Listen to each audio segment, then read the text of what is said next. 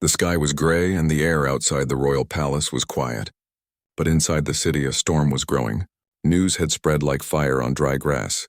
A royal guard had filed a massive lawsuit against Queen Camilla Windsor. People stopped in the streets, holding their phones tightly, reading the headlines again and again. It was not just any man who had taken this bold step. It was Thomas Reed, a man who had served the royal palace for over 2 decades. For years, Thomas had stood tall in his red uniform, shiny black boots, and proud stance at the palace gates. He was the kind of man everyone noticed, but no one really knew. He followed the rules. He stood still for hours in rain or snow. He was trusted with duties only a few guards ever received. When the Queen traveled overseas, Thomas was one of the few who walked behind her. When she gave speeches on the balcony, he was nearby, watching silently like a shadow of loyalty. But on this morning, Thomas was no longer just a guard. He was the man who had turned the royal palace upside down with a single legal document. The claim was clear. He was suing the Queen for $100 million. Nobody could believe it. News reporters rushed to the courthouse, trying to find any piece of information they could. Television vans were parked on both sides of the street. Flashing lights and camera clicks filled the air. At the center of all this noise, Thomas stepped out of a black car. He was wearing a dark suit, not his royal guard uniform. His face was calm, but there was a quiet fire in his eyes. People whispered his name as he walked past them. "That's him," someone said softly.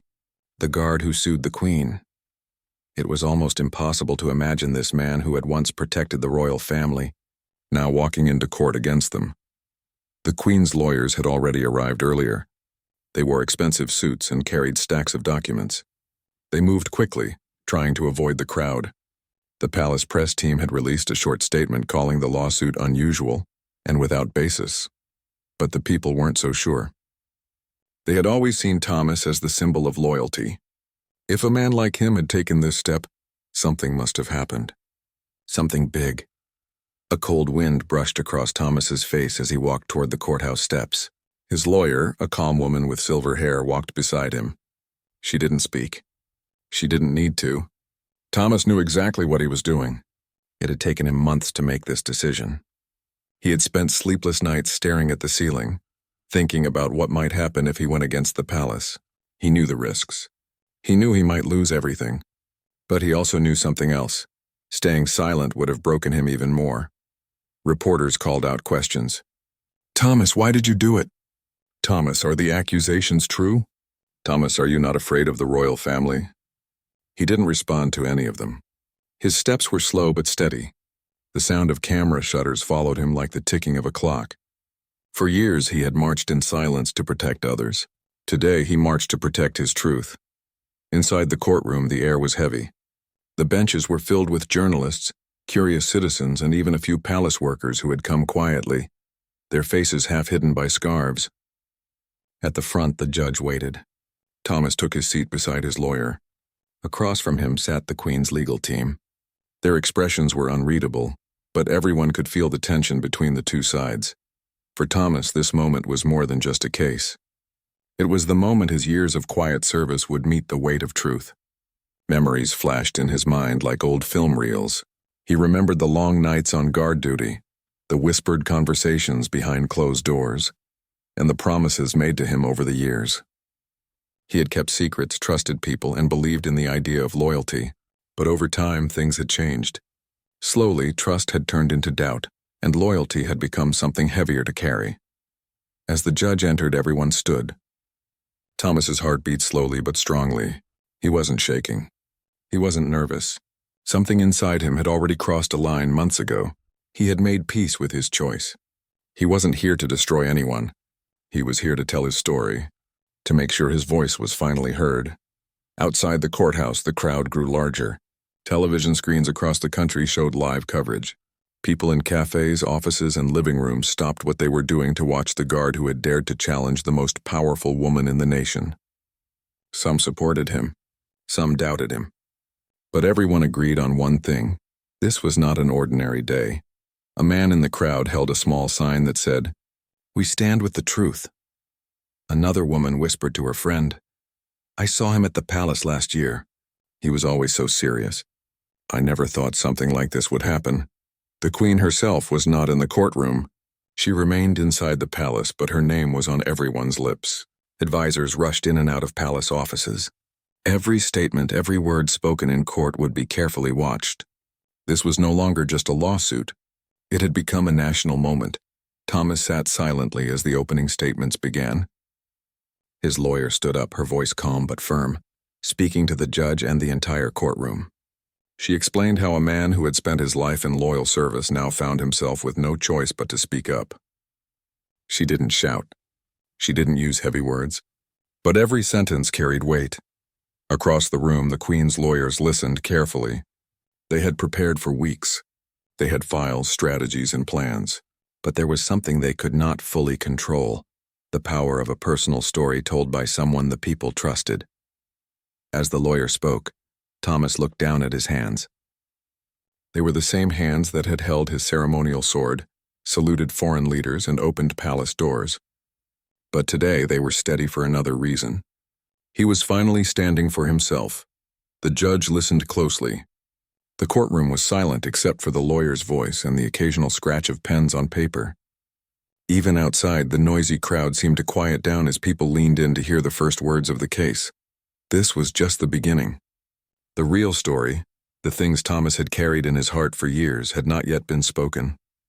But the entire country could already feel it. Something inside the palace walls had been shaken. As the session paused for a short break, Thomas looked through the courtroom window. He saw the gray sky again, but this time it didn't feel cold. It felt like a door was opening. He took a deep breath. No matter how difficult the next days would be, there was no going back. He walked out for a moment, and the crowd saw him again. Some clapped softly. Others just watched. But their eyes carried a message. They wanted to hear his story. They wanted to know the truth, and Thomas, the once silent guard, was ready to speak. This was his first step, not as a soldier of the palace, but as a man who had chosen courage over silence. It was a beginning that would soon shake the entire kingdom. The news of the lawsuit spread faster than anyone expected. Within hours, every television channel, newspaper, and online platform was talking about Thomas Reed, the royal guard who had dared to sue Queen Camilla Windsor. It was as if the country had stopped breathing for a moment.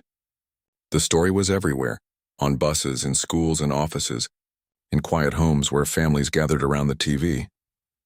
Everyone wanted to know, why did a man who had served with loyalty for more than 20 years suddenly take this step? Inside the palace, the atmosphere had changed completely. The elegant hallways that usually carried the calm rhythm of royal life now felt tense. Staff members spoke in whispers, careful not to be overheard. No one wanted their name attached to the wrong conversation. Everyone knew Thomas. Many had seen him in uniform almost every day. He wasn't just another guard. He was one of the most trusted men in the royal household. In the staff cafeteria, workers sat close together, quietly sharing what they knew. "I saw him last summer at the parade," one worker whispered. "He looked tired, but I thought it was just the long shift."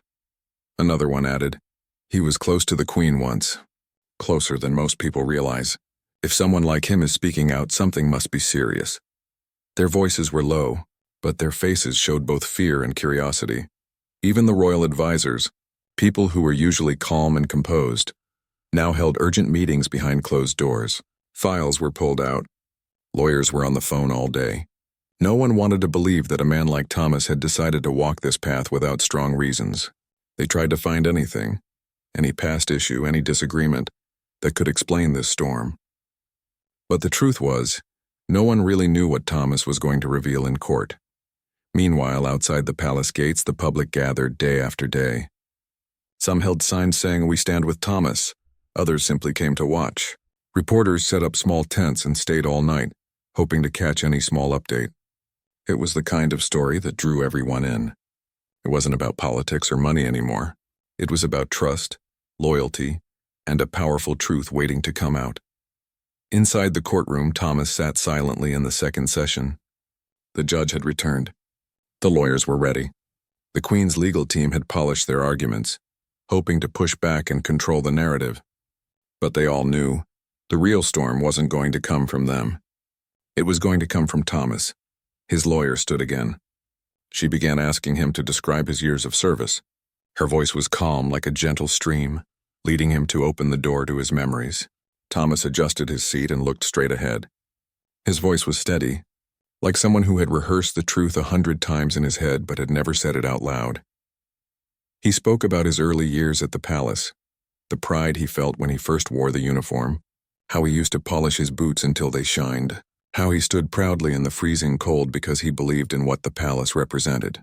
He talked about the long hours, the discipline, and how he saw the royal family not just as people of power but as people he was bound to protect. The courtroom listened carefully. Some people wiped their eyes quietly as he described how he missed family events, birthdays, and holidays, because duty always came first. He spoke about the sacrifices not in anger, but with a tired honesty that made every word heavier. Then as the lawyer gently guided him forward, his voice lowered. He began to talk about moments when loyalty started to feel one-sided. He didn't give away every detail yet. That would come later. But he described how small things began to change. Promises were made and broken. Concerns were raised and ignored. He talked about how the palace slowly became a place where silence mattered more than truth. Every sentence made the room quieter. Even the Queen's lawyers who were ready to object stayed silent for a moment. They could sense how the crowd in the courtroom was shifting. This wasn't just a legal fight anymore. It was a story that people could feel. In one corner of the courtroom, a few palace workers sat with lowered heads. They had seen Thomas over the years. They knew how devoted he had been. One of them whispered softly to another, "He's telling the truth. He's really telling it." Back at the palace, the Queen's advisors were receiving live reports. Every word Thomas spoke was being typed and sent to their phones. They gathered in a quiet meeting room, staring at the screens. One advisor put his hands over his face. "This is not just a case," he said softly. "This is going to shake the entire palace." Outside, the crowd kept growing. A young woman held a poster with Thomas's picture in his guard uniform. A man shouted, "We believe him!" The air around the courthouse had a strange mix of tension and hope. People wanted answers, but they also wanted to see courage win. When Thomas paused to take a sip of water, the judge gave a short break. Reporters rushed outside to broadcast updates. "Thomas Reed has just given a heartfelt account of his years in the royal service," one reporter said, holding a microphone tightly. "He has not revealed everything yet, but the tone of this testimony has already shaken the room." Thomas stayed in his seat during the break, staring at the wooden floor. He felt a mixture of relief and pain. Speaking the truth after years of silence wasn't easy. It wasn't about revenge. It was about being heard. Finally. As the hearing continued, the Queen's lawyers stood to question him. They tried to make him seem emotional, tried to suggest that his memories might not be clear. But Thomas stayed calm. Every answer he gave was simple and direct. He didn't raise his voice. He didn't use complicated words. He just spoke like a man who had carried a heavy story for too long. The Queen's lawyer asked, "Mr. Reed, why didn't you speak earlier?" Thomas's answer was quiet but powerful. "Because I believed in them," he said. "Because I thought loyalty was enough. But when you give everything and they don't listen, silence becomes unbearable." The courtroom felt a weight after those words. Even the journalists stopped typing for a second. People knew they were witnessing something historic. In the palace, that single line was repeated again and again in every advisor's room. Silence becomes unbearable. The words cut deep. It wasn't just about the Queen anymore. It was about the entire system behind the royal walls. That night, the streets near the courthouse were filled with lights from TV vans. Commentators discussed every detail on talk shows. Ordinary citizens shared their thoughts online. Some supported Thomas without hesitation. Others said they needed to hear both sides. But no one could ignore what was happening. Thomas went home that night quietly. He didn't celebrate. He didn't smile. He knew this was only the beginning. The real truth, the parts he had kept hidden even now, were still waiting inside him like a storm behind closed doors. But something important had already happened. The wall of silence had cracked. He sat alone in his living room, staring at the quiet street outside his window. For the first time in years, he felt like his voice mattered. The palace might have power, but the truth, spoken simply and honestly, had a power of its own. And as the city slept, the world waited for the next day, when Thomas Reed would return to court. No one knew what he would reveal next.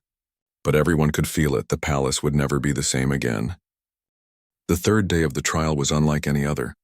From the early hours of the morning, the courthouse was surrounded by television vans, reporters, curious citizens, and supporters holding signs with Thomas Reed's name. Everyone knew this was the day the truth would come out.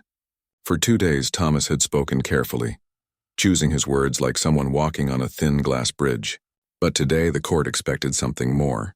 Today, he was finally going to reveal what he had held inside for years.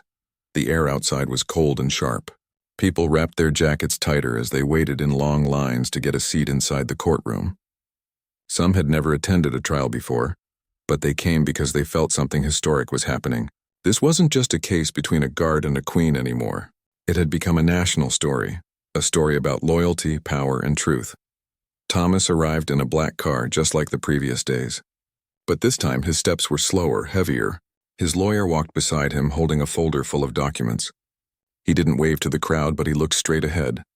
His calm face carried something different now, determination. He knew what he was about to say would change everything. Inside, the courtroom was already full. Journalists filled the first 2 rows, their pens and laptops ready. Television cameras were placed in the corners, capturing every detail. Palace staff members came quietly, some hiding their faces behind scarves. Across from Thomas sat the Queen's legal team, serious and focused. They knew that what he would say today could damage more than just reputations. It could shake the foundation of everything. The judge entered, and the room fell silent. Thomas stood and walked to the witness stand. He took a slow breath, glanced at his lawyer, then at the crowd behind him. He had spent years standing silently behind the royal family. Now he was standing in front of the nation. Not as a guard, but as a man carrying the truth. His lawyer began gently. "Mr. Reed, you've spoken about your years of service and how things changed over time. Today, we'd like you to explain what exactly pushed you to file this case." Thomas nodded slowly. His hands rested on the wooden stand. "For many years," he began softly, "I believed loyalty meant keeping quiet. I believed service meant accepting everything, even when it felt wrong. But there came a point when silence felt like betrayal. Betrayal of myself and everything I believed in. Every ear in the courtroom listened. You could hear the sound of someone shifting their chair. Thomas's voice wasn't loud, but it carried weight. The kind of weight that doesn't need to shout. He spoke about moments when his warnings were ignored. He shared how decisions made behind closed doors were quietly covered up, and how honest people inside the palace were often silenced or sent away. He did not speak with anger. He spoke with a kind of deep honesty that made people lean forward in their seats. Then, for the first time, he described a particular night that changed everything for him. It was late. He had been assigned to an important royal event. Something happened that night. Not a scandal, not something cruel, but something that showed him how fragile loyalty could be inside the palace. He saw how truth could be hidden, not to protect the country, but to protect power. He didn't name names or give details that could cause harm, but his words were enough to make everyone understand. Something serious had broken his trust. The Queen's lawyers shifted in their seats. One of them whispered something to another. They knew that the power of Thomas's words wasn't in details, but in the truth behind them. He wasn't attacking. He was describing how it felt to be loyal in a place where loyalty was used like a tool. As Thomas continued, some people in the audience wiped away quiet tears. A woman sitting in the second row whispered to her friend, "He's not just telling a story. He's telling a truth many people feel but can't say." The Queen's legal team tried to interrupt, objecting to certain statements, but the judge allowed Thomas to speak. "Let him continue," the judge said calmly. "This is his testimony." Thomas then revealed how he had tried to raise his concerns quietly at first. He had written letters. He had requested meetings. He had hoped someone would listen, but nobody did. In fact, he was slowly pushed aside, given less important duties, made invisible in a place where he had once been trusted. "It was like my loyalty became a problem," Thomas said, his voice steady. "The more I tried to speak up, the more they made me disappear. That's when I understood. Silence was expected, not honesty." A wave of quiet murmurs spread through the courtroom. Some journalists quickly typed his words. Others simply stared, their faces serious. The story they were covering was no longer just about one man's complaint. It was about something bigger, about how truth can be buried beneath the weight of power. Then came the moment everyone had been waiting for. Thomas's lawyer asked, "What made you finally decide to step forward publicly?" Thomas took a long pause. His eyes grew moist, though he didn't cry. "Because I realized no one else would. I realized if I stayed silent, I would become exactly what they wanted, invisible. And I couldn't live like that anymore. Not after everything I gave to that place. Not after the years I believed in something that was slowly disappearing in front of me." That single sentence hit the room like a quiet bell. It didn't make noise. It made silence. No one moved. Even the judge leaned slightly forward, listening carefully. Then Thomas did something unexpected.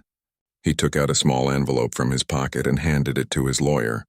She opened it slowly and revealed a copy of a letter he had written years earlier. It was a letter to a senior palace official, politely asking for a meeting to address serious concerns. It was never answered. The letter was simple, respectful, but clear. It showed that Thomas had tried to speak before. The judge asked for the letter to be read out loud. As the lawyer read it, Thomas looked down at his hands. The courtroom felt heavier with each word. It was the proof that he had once chosen quiet, responsible ways. But he had been ignored. The Queen's lawyers tried to minimize it. They said it was just one letter. But everyone in the room knew it wasn't about the paper. It was about what it represented. A man being silenced inside a palace built on tradition and power.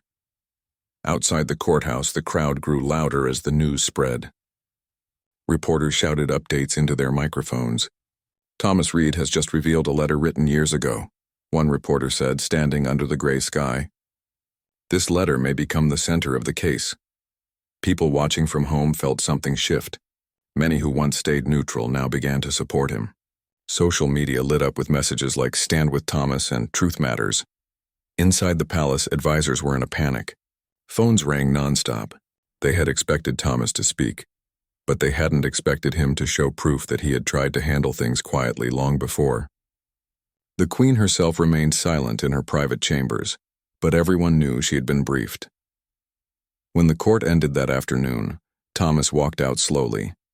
Cameras flashed from every direction, but he didn't speak to reporters. He didn't need to. His words were already everywhere. A little girl standing with her parents in the crowd held up a small handmade sign. It said, "Thank you, Mr. Thomas." He saw it for a moment and gave her a small nod. That quiet gesture meant everything. He returned home tired but calm. The hardest part of his story had finally been spoken. The weight on his chest was a little lighter now. He sat alone in his living room, with the evening news playing in the background. They were repeating his words, showing the letter and talking about how one man's voice had reached the nation. Thomas closed his eyes for a moment. He didn't know what the verdict would be or what the future held. But one thing was certain: silence no longer owned him. His voice did. The world now knew the truth he had carried for years, and no matter how powerful the palace was, it could not erase what had been spoken in that courtroom. It was a turning point, not just for him, but for everyone who had ever felt unseen behind great walls. By the time the fourth day of the trial arrived, the entire country seemed to hold its breath. News stations had turned the courtroom into the center of every headline. Outside, crowds gathered before sunrise, wrapping themselves in coats, holding signs, and waiting for the man they now saw as a voice against silence. Thomas Reed had not spoken like a celebrity or a politician. He had spoken like someone who had lived quietly and faithfully. That made his words powerful. The courthouse entrance was surrounded by metal barriers. Police guided the growing crowd into safe lines, and reporters stood ready, holding microphones, waiting for a glimpse of Thomas. As he stepped out of the car, camera flashes filled the air like a wave of white light. But Thomas didn't look at the cameras. He kept his eyes on the courthouse door, walking calmly like a man who knew what was coming and had accepted it. Inside the palace, things were no longer calm. The Queen's advisors and legal team had spent the night in long meetings. They had tried to find a way to soften the damage from the previous day's testimony, but they all knew the truth. Thomas's words had reached deep into people's hearts. They weren't fighting just a legal battle anymore. They were fighting public trust. As Thomas entered the courtroom, people stood in quiet respect.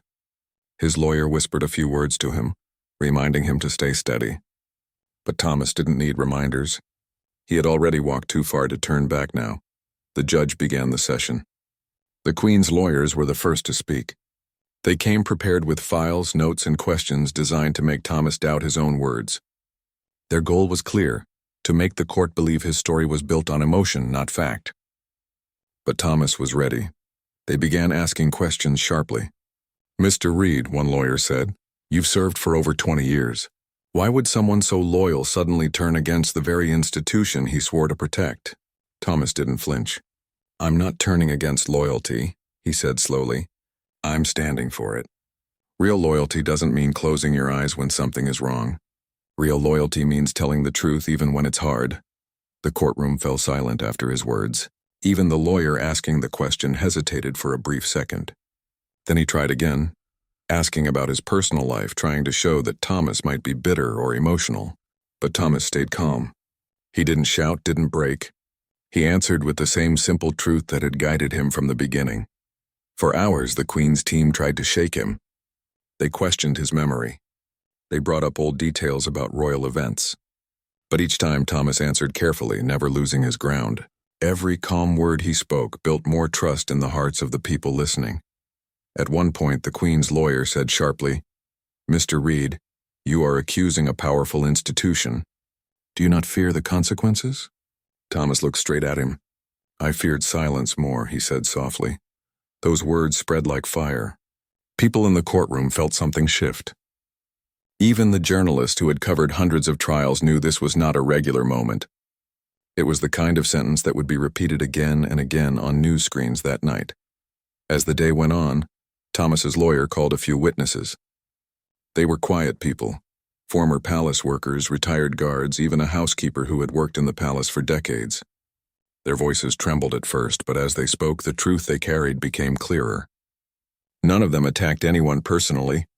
They simply described how things inside the palace slowly changed over time, how loyalty was praised but honesty was pushed away. One retired guard described how he had once tried to speak up but was quietly moved to a far corner of the palace, away from major duties.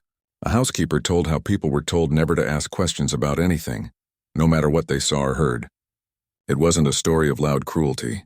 It was a story of quiet silence. A silence that became heavy over years. The Queen's legal team tried to object many times. But the judge allowed the testimonies. "Let the court hear their experiences," the judge said firmly. Outside the courthouse, thousands of people followed the updates live. Social media was flooded with short clips and quotes from inside the courtroom. "I feared silence more" appeared on posters, headlines, and news tickers. For many, Thomas had become more than a guard. He had become a symbol of courage. In the palace, things were tense. The Queen remained away from the public eye, but her advisors moved quickly, trying to manage the growing storm. They held private meetings with parliament members, lawyers, and media advisors. Some believed the situation could still be controlled. Others quietly admitted that public trust had already shifted. Inside the courtroom, Thomas sat silently as his lawyer presented more evidence. Letters, old records, timelines that showed how he had tried to raise his voice quietly for years. This wasn't a story built in one night. It was a story that had grown slowly, like a small crack in a wall that eventually reached the ceiling. The Queen's lawyers spoke again, their tone sharper this time. They tried to paint Thomas as a man with personal reasons, a man who had misread situations. But his quiet strength was stronger than their sharpness. Every time they tried to push, he responded with calm, steady truth. At one point, one lawyer raised his voice in frustration. "You're not special, Mr. Reed, you were just a guard." Thomas didn't look offended. He simply said, "I was a guard. And being a guard means seeing everything while speaking nothing. But now I'm speaking."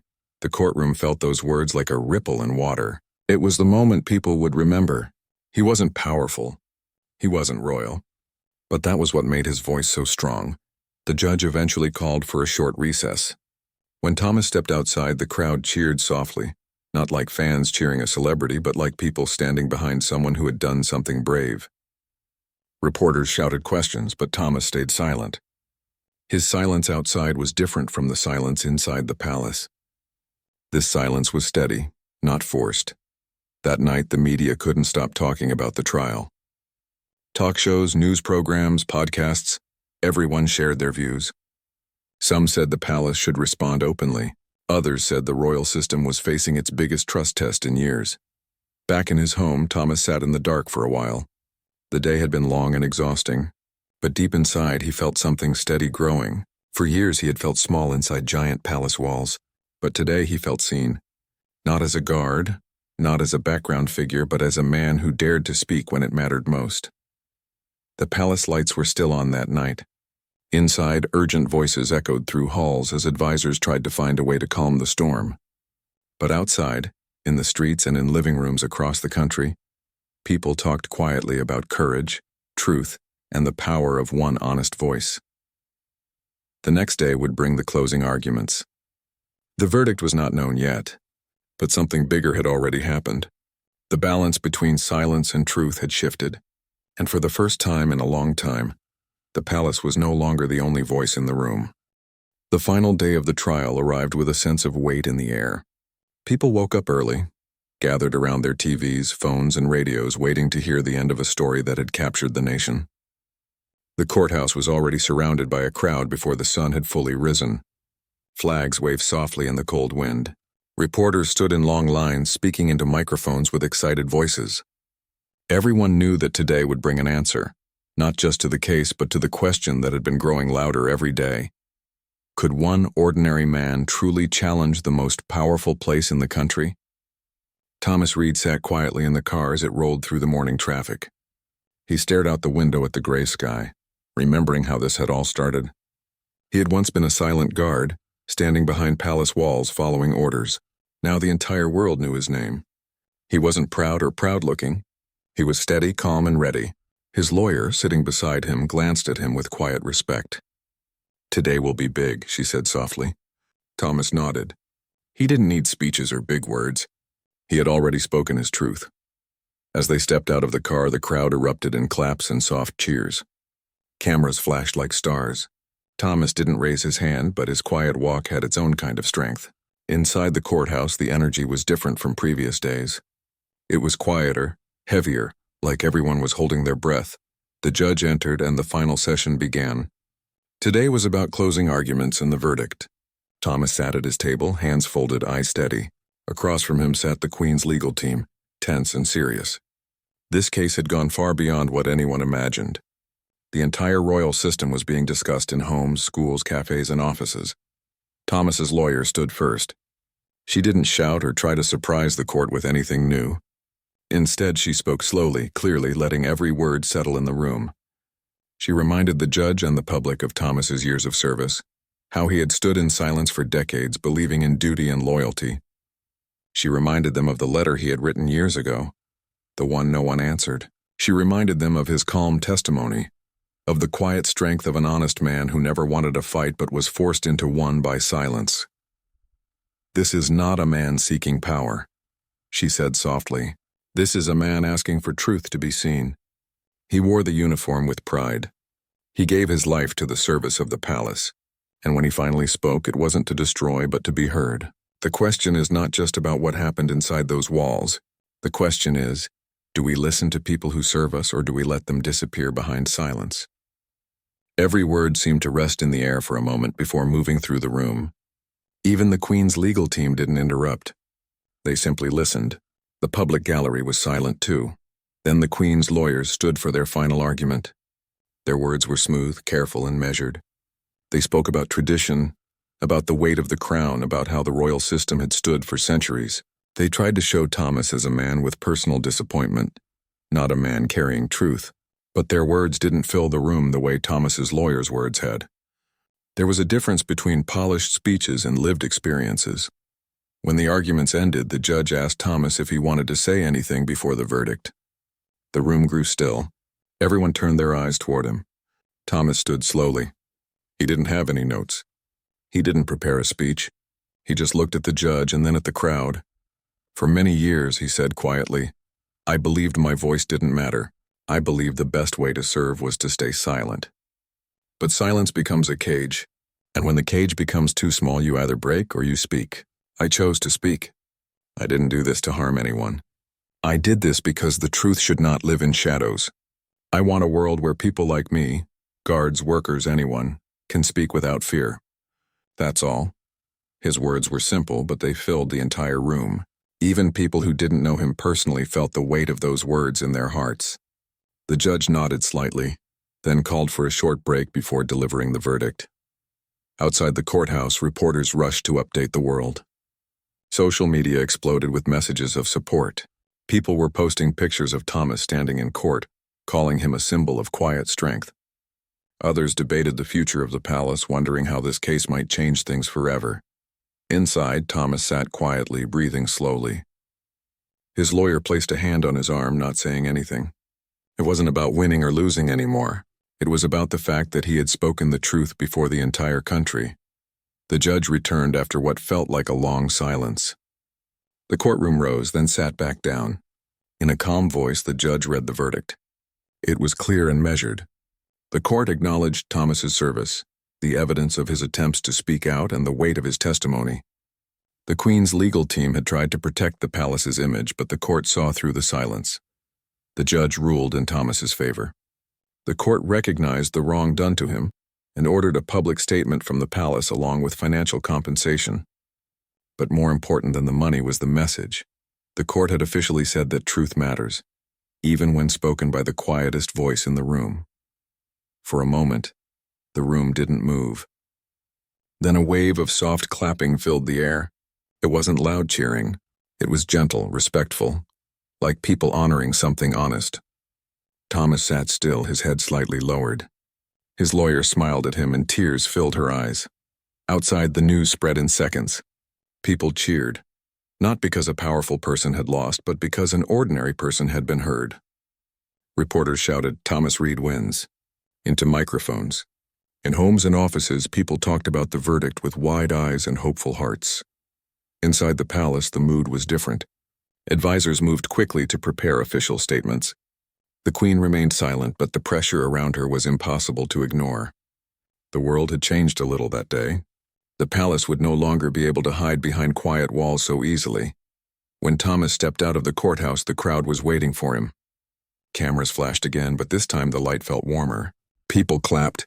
A few waved flags. Some simply stood with their hands over their hearts. Thomas didn't give a big speech. He just nodded softly to the crowd. A man who had carried a heavy story and finally let it go.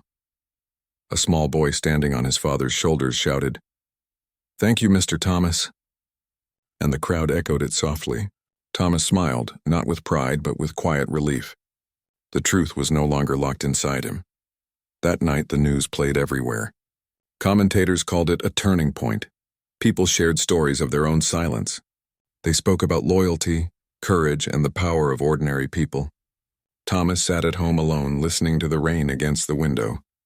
He wasn't famous in the way celebrities are, but he had become something else, a symbol of honesty. He made himself a cup of tea and sat down. For the first time in years, the weight on his chest was gone. He didn't know what tomorrow would bring. Maybe he would live quietly again. Maybe things would change around him. But he had done what he set out to do. In the end, this wasn't the story of a man against a queen. It was the story of a man who refused to be silent any longer, and that story had reached every corner of the country. It reminded people that one honest voice, no matter how small, could echo louder than walls built over centuries. As the night grew quiet, Thomas looked out his window at the city lights. A soft wind moved the curtains. The world felt a little different. He closed his eyes and let out a long, calm breath. He was not a royal guard anymore. He was simply a man who spoke the truth and changed everything.